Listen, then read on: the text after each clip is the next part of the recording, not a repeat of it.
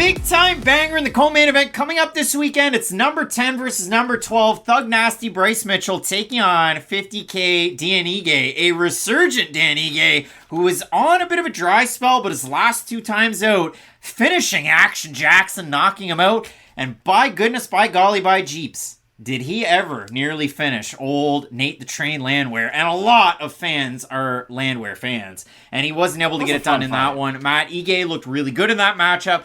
And for Bryce Mitchell, again, nothing but winning since losing to Brad Katona on the Ultimate Fighter. Two-time Ultimate Fighter winner Brad Katona. Mitchell starts off by beating Tyler Diamond. It's off to the races. And from close fights when he entered the UFC, being more or less a grappler, Bryce Mitchell adding a little bit more striking to his back pocket, training in California. You see him with Rafael Cordero a little bit. But, of course, everybody's going to remember dropping Edson Barboza in real life with a punch in tight. That really did happen for Bryce Mitchell.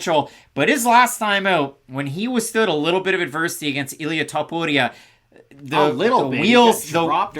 wheels, they really did fall off for Mitchell. More than a little bit of adversity, though. For Mitchell, he was originally supposed to take a fight not that long ago, earlier on this year, against JSP, Jonathan Pierce. And then it was to be Movsar Evloev. That one at UFC 288. The fight fell out. Bryce Mitchell had an injury. And I'll throw up a little bit of an article there from MMA Junkie quoting the Instagram post from Bryce Mitchell. But it seemed like he kind of referenced the disc issue in his back earlier on this year. So hopefully that's all healed up for Mitchell. Because when Mitchell is on with his takedowns, I mean, we all remember 10-8s abound against Charles Rosa, not even getting the submission synced up. The win over Matt Sales by Twister. There's only a few of them in the UFC. Mitchell, Damon Blackshear, and the Korean Zombie, who was able to beat Dan Ige. So, Matt, I know you're really excited about this fight. One guy is a quick, timely striker out of Extreme Couture, and one guy, again, lights out jiu-jitsu at a Westside MMA in Arkansas. What I really like about this fight is that it's Bryce Mitchell's opportunity to prove that he has everything that Dan Ige has already proven that he does have, right? Because you bring it up, Ige has fought a lot of the fighters in the rankings at this stage of his career, and I know he hasn't always been able to go out there and beat everybody, but he is so well-rounded at this stage of his career that, hey, it's not like, hey, you're such a good wrestler, you're just going to wash him with the grappling, or you're such a talented striker, you just completely wash him on the feet, because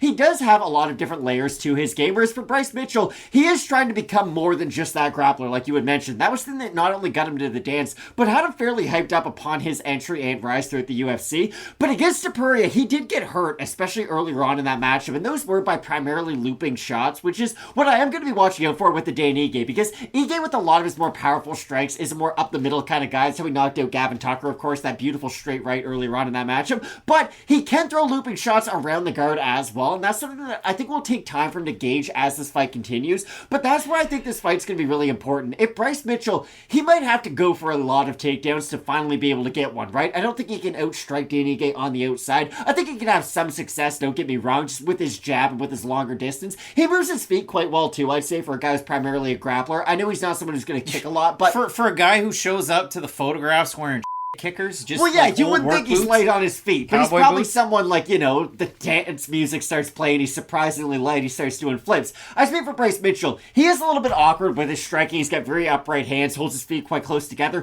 but he does a decent job moving in and out when he's not caught up against the cage, and his striking has continued to improve. My real question is, can he avoid the bigger shots of Dan Ige before he is able to secure some of those takedowns? Because Ige is the more complete fighter, no doubt in my mind. I think he's the better, maybe even offensive wrestler, if I'm being honest, because he does have good takedowns, but I don't think Ige can defensively grapple with a guy like Bryce Mitchell, and that's why this fight is so important. Ige's going to have to do a lot of work on the feet, I believe, if he is getting taken down a couple of times, because I think the work that Bryce Mitchell's able to do on the mat will be able to counteract minutes of control and success that Dan Ige might have on the feet if he's not able to get knocked down. You look at it for Ige, and I'm going to pick 4 of his losses in the UFC, because there's 5 of them. You look at the Calvin Kattar main event, and that one's a little bit of a wash. The Song Yadong fight where Song Yadong, jumping jeepers.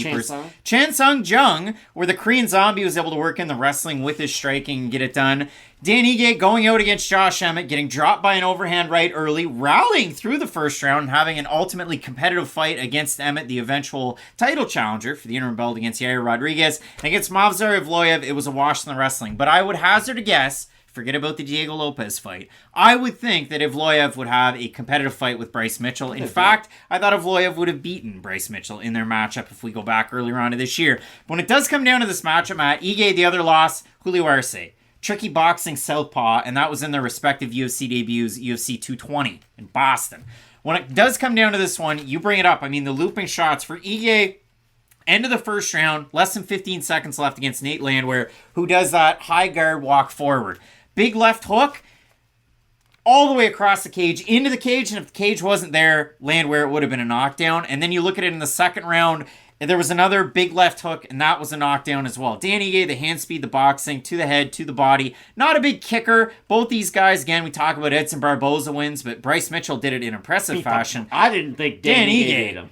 I was at a camp watching that fight in the middle of the wilderness, and I thought, jumpins. I don't think Dan Ige won that fight. How do you get dropped in like every round and somehow still win the decision? That's my question. Well, we will see what we get out of this matchup, Matt. But again, Bryce Mitchell returned from injury. We'll see how it plays out for him. For Dan Ige, riding another wave of success. Ige's the underdog. Bryce Mitchell, slight favorite, minus 160. We have a look at the fan vote, Matt. One guy's a massive fan favorite. One guy had like a pop hit. Dan Ige's had a lot of main event spots, though, so he has been in the forefront for a while. I know it's been a little but he's been the B-side of every main event spot. How many main events has Bryce Mitchell... How many posters has Bryce Mitchell been on? Perfect. I bet there's a lot more people in their bedroom that have Bryce Mitchell posters, and it's probably by the dozen, not by the 100. But Matt, we look at the topology votes. I'm going to say over under 70% Mitchell. Went off the Farmer's Almanac, Bryce I'll say Mitchell? under. You're going to say under. Oh, look at that. 850 total votes, 72% Mitchell, 74% by decision for the 28% that have Dan Ige, 53% by decision, 40% by knockout. I said Farmer's Almanac. I don't mean that as a joke, but for Bryce Mitchell, this guy's got a very interesting life outside of MMA, like raising his own livestock, planting his own fruits and vegetables. If you like meat, the last thing you should ever do is meet a cow, because they're surprisingly sweet. They are, but for Bryce Mitchell, I like watching that type of content, like the naturalists among us, the folks that do the hunting and the fishing. I like watching that. And stuff. love it every day. Yeah, hunting, fishing, loving every day. I can do a pretty good Luke Bryan impression too. Maybe I'll break that one out on this episode. I set you up perfectly for me. You just told I'm going to be going with Dan Ige to get the win in this match. I think the striking is going to carry him to a win. I think he's a little bit quicker on the feet.